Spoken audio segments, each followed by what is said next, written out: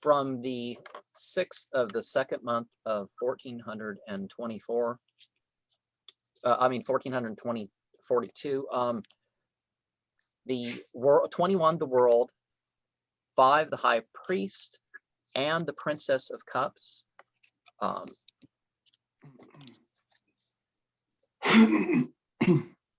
By the sign of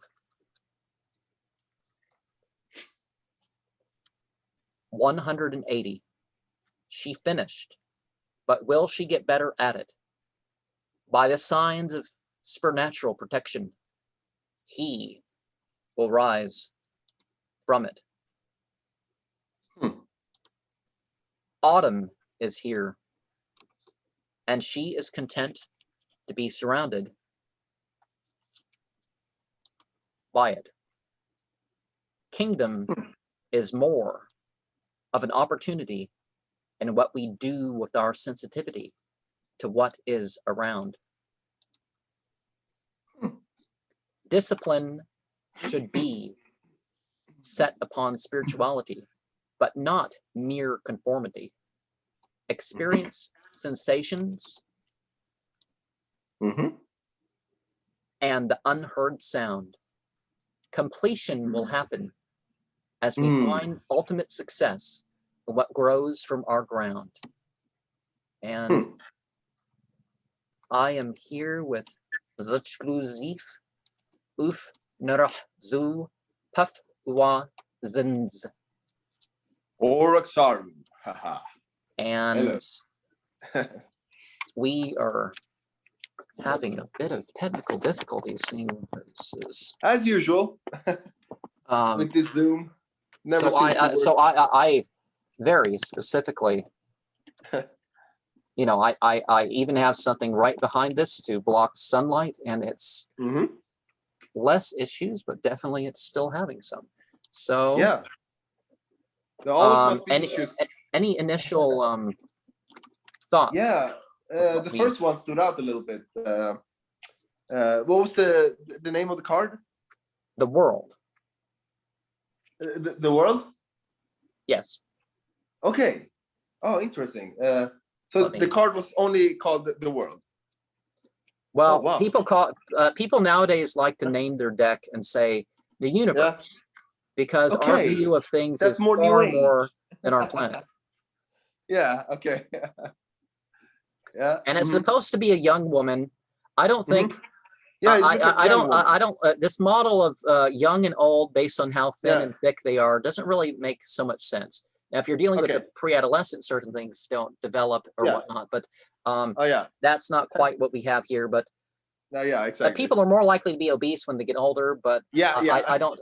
Yeah. Just like the thing with the princess it's cards. meaningless to talk about nowadays, because all the groups today are socially engineered to be not what they're supposed to be. So, yeah. So you you don't have the zodiac represented too well, but you have the Earth. The Earth with the wider sky. There's some stars going in there, and you have the wow, that's the sword and the cup, the disc and the wand. She's got batons. Oh wow. Some decks you got a laurel wreath, and some decks you have like a sari type thing. You know, like when you have just a long strip of fabric and the woman wraps up in that, and some cultures that's how the women dress. Okay. Yeah.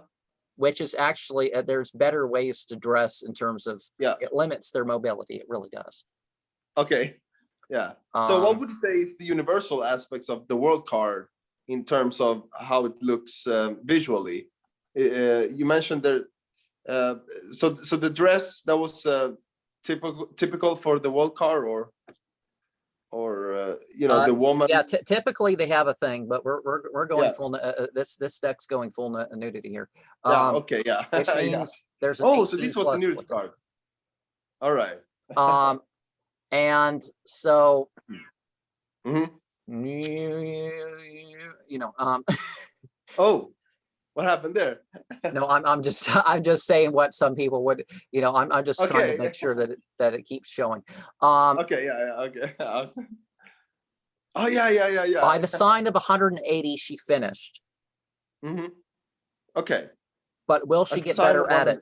So yeah, okay, you complete what you did in childhood, and then now you're going forth into adulthood. Obviously that symbol there is symbolic of the vagina, and so it's symbolic of both the return and the source, and a further stage in life, and various things like that. You typically have some sort of, now this isn't laurel here. It's a bunch of knotted wood designs in the wreath. So the wreath, like the symbol of this is, you got success, you finished the work. Yeah. But the last line there was the last line there. Completion will happen as we find ultimate success in what grows from our ground. So you have our ground. Hence the title of this series. The natural. So whatever's naturally in your domain or under your control or something, that's what you have to use, and that's where your success is going to be found. Okay, yeah, that makes sense. Yeah. Now, particularly what's rightfully yours, it's not that you got. It's not that. Okay, maybe you could figure out how to rob a bank, but then they're going to take that money away from you. So what, you get money for a day? Yeah, exactly. Yeah, and this makes me really angry. Like people, whatever is not built from scratch is it's like building a house without a floor. You have the walls and the roof, but you have no floor. Then what's the point? like one of the things that I've the wind comes and the house will blow down, if you have no solid floor that you built it on. One of the practices that was very interesting, you can see in some sources how a theme plays out in like a calendar sort of way. Okay. Like the sort of meaning behind it. Two things very particular, like in the Quran, two structures that I found, that if you follow the prostration verses, the 15 of them, which is interesting, there's 15 mentions of Iblis, and there's 15 mentions, there's 15 prostration passages. And if you look at these passages and you break them into the, fire of fire, water of fire, earth of fire, air of fire, that sort of thing. And if you follow the sequence through the verses, and you have 2 on 1, you start with the summer solstice, and it kind of follows those 16 themes. Starting at that point. If you follow the chapter thing, if you follow the verses that have the word for chapter, surah, you have like an 8-sided house that starts at the at the cross quarter in August, and you follow that all the way around. And so it by bit fits in with those 8 points of the year. But one of the it finishes with the verse that's the ceiling of the floor. So you don't just have a ceiling, you have a floor. It does? So I've taken those two things as mystic models that the person could relate to, because it fits in with that. Because I like this seasonal thing. So if I find a seasonal thing that kind of fits in with, and you can do this with it. I mean, there's regular stuff that I do like. I like what I did last year. Last year, what I did with here, 14 and 88. So so we must strive for the existence and future of our people and our children. So that's 14 words there, and 88. There's symbolism in Chinese and some other stuff about 14. It was 1488, right? Yeah, 14 and 88. Yeah, exactly. Yeah. And the some of the one spin-off, the one the one that has formed connections with that has used things in a different way. I don't mean 14 and 88 quite in the same way that these people do. I'm not. They use it for nefarious purposes, right? I'm not associating myself with certain beliefs and practices of that. So to confuse, people are going to be like, oh, There's a number or there's a symbol here. It's like there's no good symbol, no bad symbol in the tarot. Oh There's yeah, no okay, good yeah. card, no bad card. Okay, yeah. And Wow. I guess time-wise, Yeah. we're gonna just have we're gonna have 2 today. So what Okay, we yeah, have cool. here is by the signs of supernatural protection, he will rise from it. Discipline will should be set upon spirituality, but not mere conformity. Experience sensations and the unheard sound. And one of the things of let me make sure the card is more fully shown. So you can see the card fully there. Yeah, not 100%, but I mean, I see a guy with horns. So that's all I can say there. And he has some kind of a. I see a sun behind him too, and some clouds, and he seems to. I cannot really tell what he's holding in his hand there, or maybe that is his hand, but is that a flail or something like that, or? Okay, let me give a full look. Yeah. He's got his hands doing that gesture there. Okay. Yeah. He's sitting in his throne. A lot of the priests are sitting up doing the. It's like, but you don't have to be standing and not using furniture or whatnot. You don't have to do that with ritual. Yeah. Okay. Like I've been to a lot of stuff where it's like maybe somebody's disabled, maybe they just don't feel like it, whatnot. They're sitting in a chair. Yeah. Okay. So the high priest or the hierophant, as would typically be called. It looks almost like the cup's overturned, but he's got the tools and he's leading the thing. But what is he leading? He's leading ceremony that relates to that relates to the natural cycle. So he's connecting to what is there. Okay, wow. That's powerful. And one of the things about Lovecraft is whether it's talking from a fictional aspect or whatever, it's talking. It's not just mere sentiment. It's not just mere trying to entice. What he's doing there is he's relating to some undercurrent of things so much of the time, and some sort of meaning. So there's another side to it, and once you're in it, you can kind of realize what's behind it. Now, I'm not saying my commentary that I put at the end of some of these things is like the end all commentary or anything like that. But okay. Oh, wow. So he's aware of the natural cycles. It's like the story of Moses. He parts the Red Sea. You know what happened with that? Oh no. Okay, he's not entirely. He's not really a historical character. You could say that. It doesn't mean he didn't exist. It's just there's too much of a gap for him to be a historical character.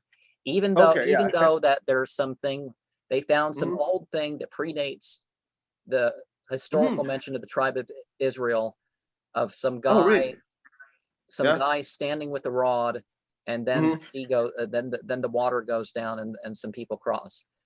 But Sargon or no? No. Okay. They don't know. They don't know who it is. First of all. And I think it's before Sargon the Great. So that's okay. Oh wait, one was Sargon the Great. But it's not the same thing. So this was a theme that existed in the right area, but it wasn't like it proves. Because stuff like that is said to have happened before. But what happens? You become aware of an area, other people aren't because they haven't lived in the area, and so you the area of the tide. And don't I mean, I'm not telling people to go kill people using the tide, but people do that. People do that. They lead people out, and then they get ahead of them.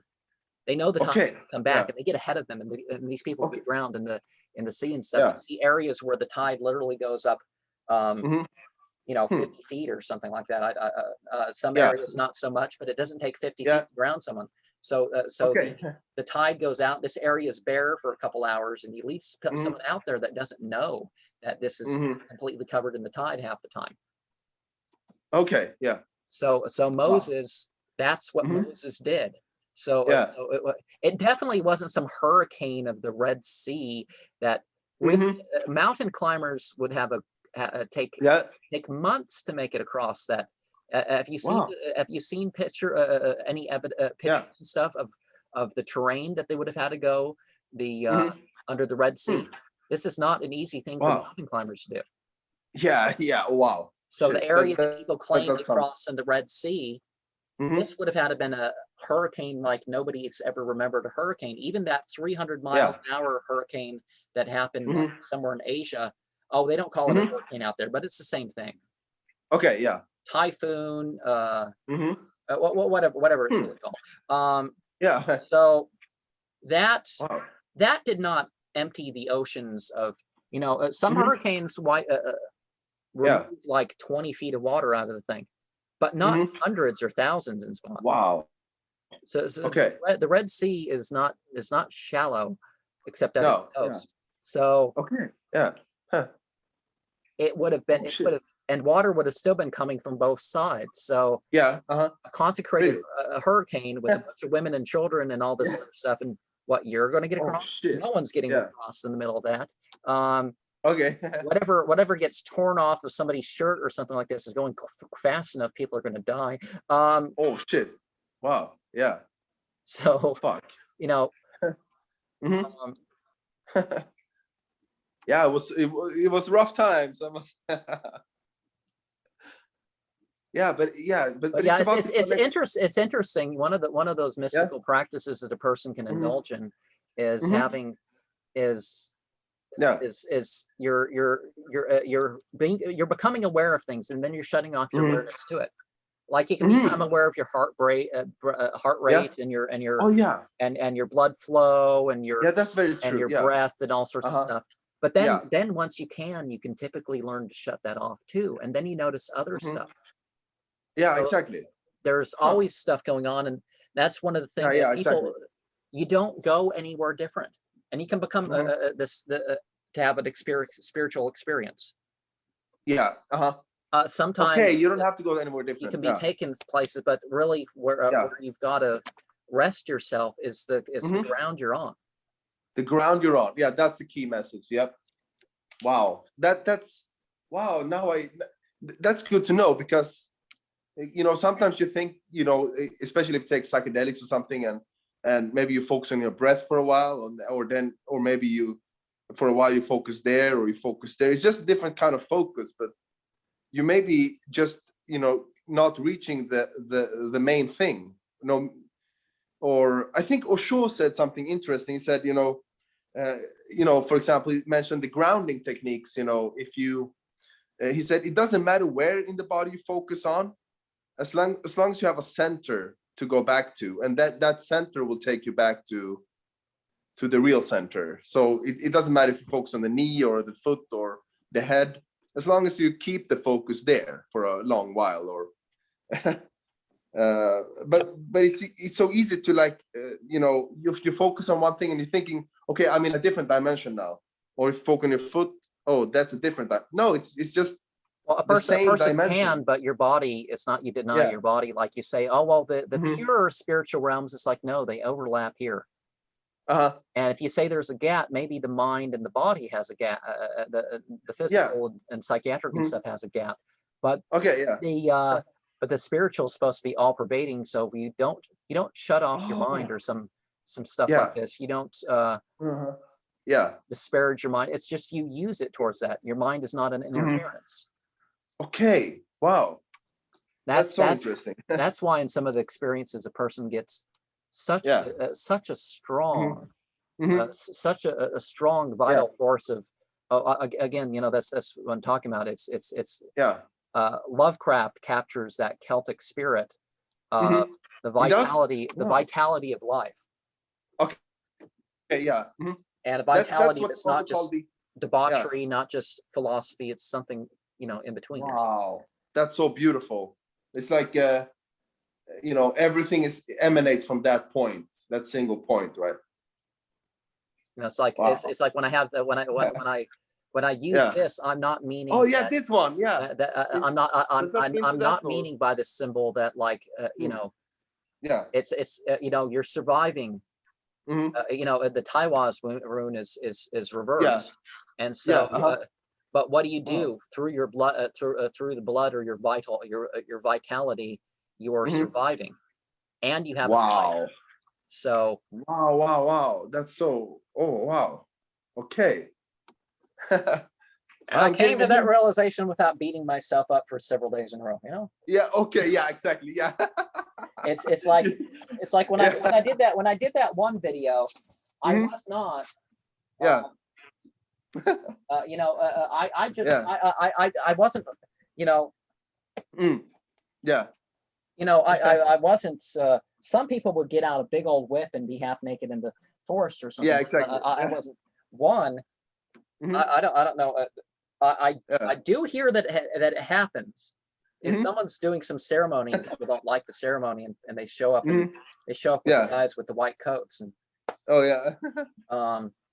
I mean, that's not really how it goes. That's not really how it goes. No, they don't show up with a straight jacket just straight into the thing. No, they probably process the people through the police. That's the thing that people don't realize, is they process the person through the police, and a crazy person, or at least a person labeled as crazy, being processed with other criminals before they put them off in the asylum is. That doesn't necessarily go well. That part alone can make the thing not worth it. If a person's like, I don't care, you know, it's worth it. I'll go to the asylum. Okay. No, it's not really. No, exactly. People are in county jail, which can be pretty bad for months before they finally get put in the right place. So wow, shit. So if people are like considering, you know, you got to be hedonistic. You got to consider the real consequences of things. Exactly. That's king. You have to consider the real consequences of things. Absolutely. And if you're in that sort of level of control, you don't know that you're actually going to be labeled as crazy. Now, one thing I disagree with, they label people as crazy for having different spiritual beliefs. And if like a schizotypal. Have you heard about schizotypal personality? That's for those who believe in like reincarnation and you know, seeing aliens and ghosts. if it disassociates you from physical reality, you know. One, your physical reality is going to remind itself. You know, your body is going to remind you. If you tell yourself you're non-binary, or you're not the gender or species you were born in. And of course, I choose this meme very specifically because of that sort of thing. Your body's going to constantly remind you. Really? So once you have this belief that you're transgender or non-binary, but your body has or another species or something. This your body's going to constantly remind you, and you're going to get so upset, even to the point of killing yourself, because even if people encourage you, like in my country, people joined the army. And now the army encourages people with their identities, and so the whole platoon, you could get encouragement like never before for your transgender, trans species thing, and people kill themselves in my country because they joined the army and they got the support they were asking for, but their body kept reminding them, I was born male, I was born female, and my body is still male, it's still female. And even if they figure it, you know, they're going to the army so they can have some extra money to pay for the surgery, and even if they get the surgery, there's still enough of the biology. So that's where we go back. So if people have desires and thoughts, whatever. That's the blood and soil there, right? They're means. They're means, you know. Like of course, my 4th of July message has to. My 4th of July message, I found there was in the clearance section, there was a thing of graham crackers, and it was colored and arranged a certain way. So my 4th of July message this year, which is I guess that's less than a month away now. My 4th of July message regards some of this modern agenda. Now we can accept, we can accept that people have feelings and emotions and thoughts and stuff like this. But without denying physical reality. That's That's the and key, if they're gonna do all this stuff off by themselves, if they're gonna dress up like a bear, whatever, they're gonna dress up like a bear, but oh yeah, it's not something to force on other people. That if you don't identify me as a bear, that's violent. that's worse than any beating I ever got in high school. It's like, really? That's worse than any beating you ever got in high school? Were you like this in high school?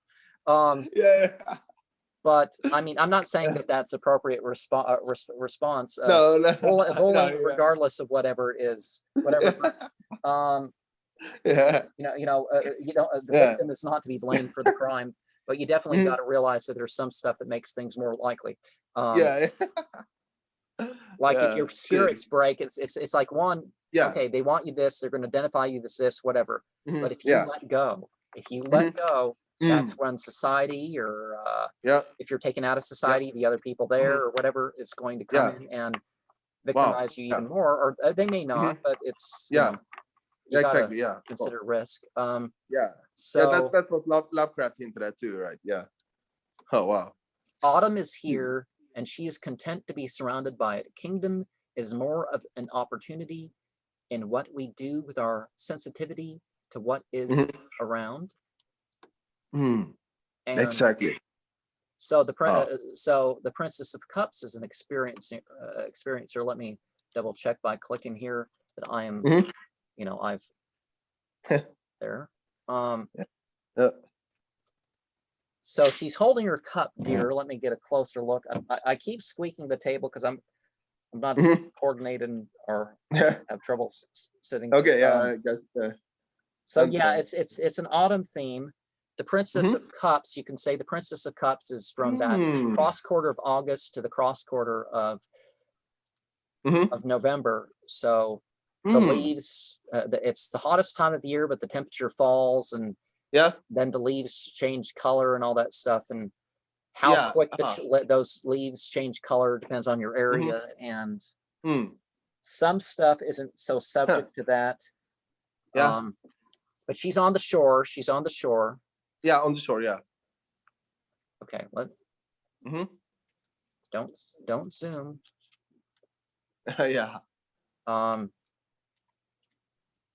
Fucking zoom this. I mean, it's still zooming, or no, I was just trying to make sure the whole image is oh shit.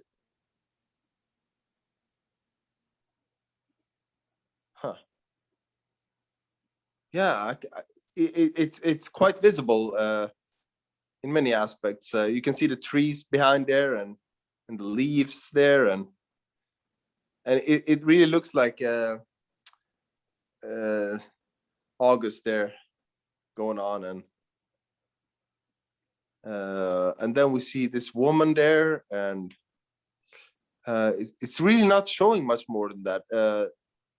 Is that the tree you see at the right side, or? She's she's among a couple trees, you see, and a lot of stuff is still green, so some stuff's not changing, because there are, the different types of trees. But so she's got the cup, but she's near the water. Okay, but she's near the water. Okay, interesting. So either there is a source of experience that she's drawing from, or you could say that she has experience that makes sense. Deer.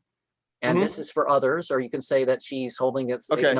Again, all this stuff, art is subject to interpretation, and all these things are categories. Okay, a tarot deck summarizes life. Yeah, exactly. That's the benefit of a tarot deck. It gets you to think about life in randomized order, and associate thoughts and stuff like this.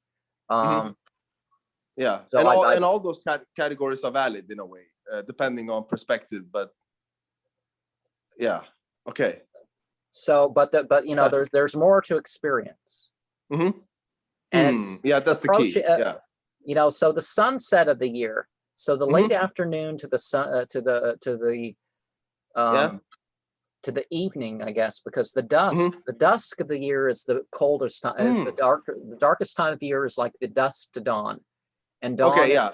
So dawn is like the start. The warming quarter starts in February.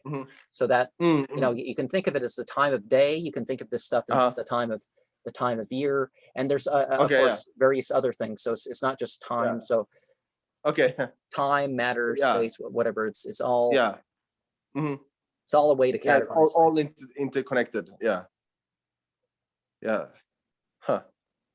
And Yeah, interesting. And that was the what was the name of the card again? the Princess of Cups. Oh, the Princess of Cups. Okay, the fact that she's called the Princess of Cups intuitively tells me that, you know, the princess is like the thing that leading your life. And she has the cup of experience, but you know, the princess is the leader of your life in a way, or the king or the princess, or, and then you have the experience that's gonna be, you know, of your inner princess, or the one leading your life, or something like that.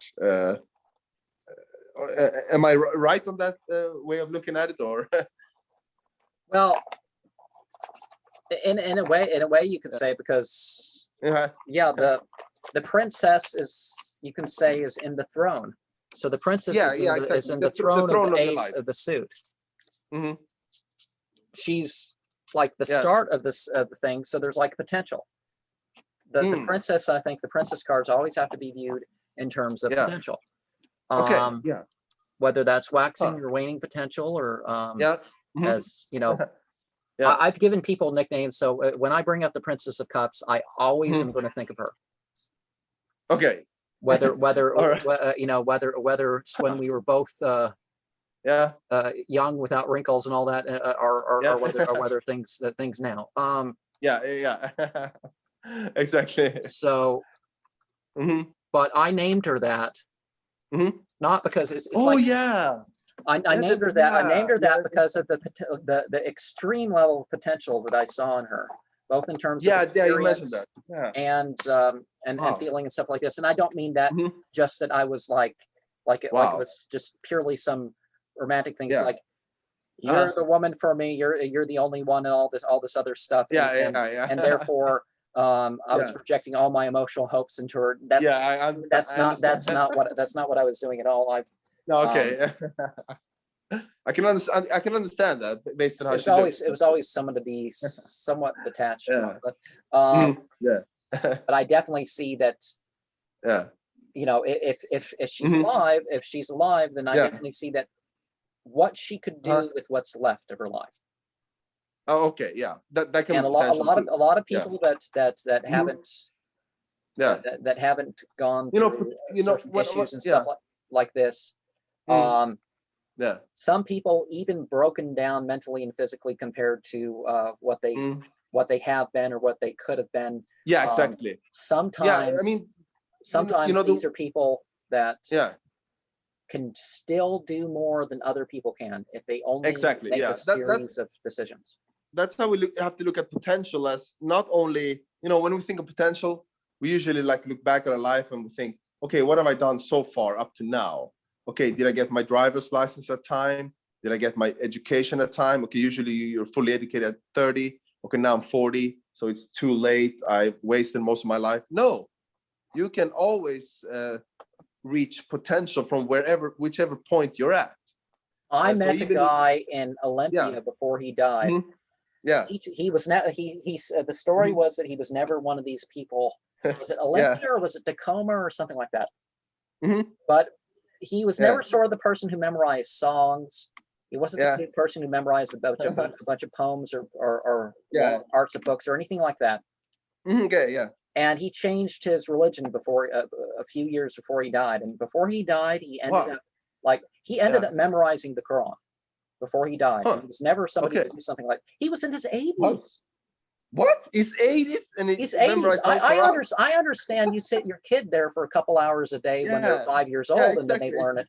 But in his 80s, that's so it was never expected. He also wasn't known as like he wasn't known as somebody like with an 180 IQ or something like this.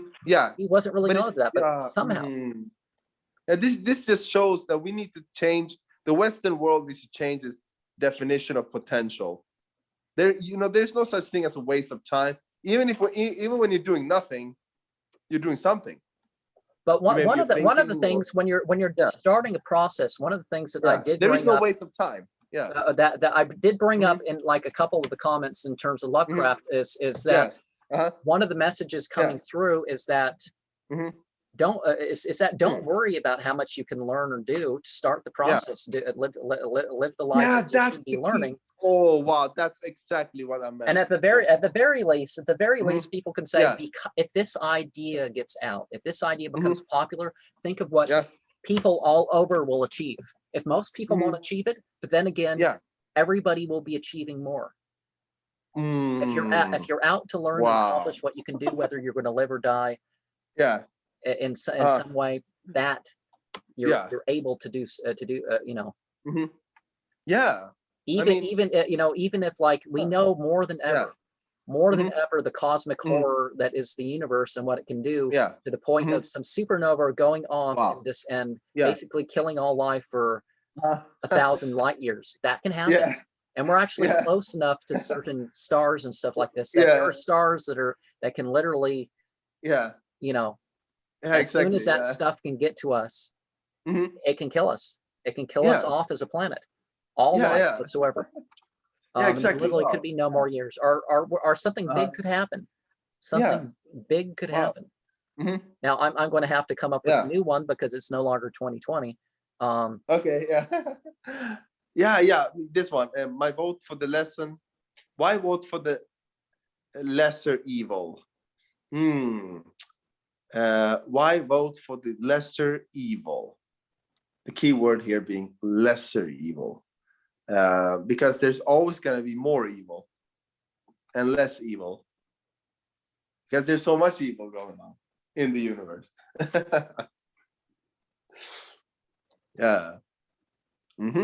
And and one scene from my channel logo, this there's a state where your knowledge is pure and your action is pure on a path, but if you're going to be real about it, how much does that happen? And once it is, maybe you can amp it up and actually do be more conscious, be more effective. Even once it is pure, but there's a state the person can get it. But how many people and paths are pure? It's like one of the things I point out consistently on my channel is that almost everything you can look at as a spiritual path has been corrupted by its priest. Exactly. To the point where you don't even know how much of the original thing, like virtually all of them, you don't even know how much of the original thing there is. And when you do have an original thing, you can't just go to some scholastic book and say whatever. But I'm gonna have to go here, and I notice this is getting okay. late for. Oh, my neighbors is probably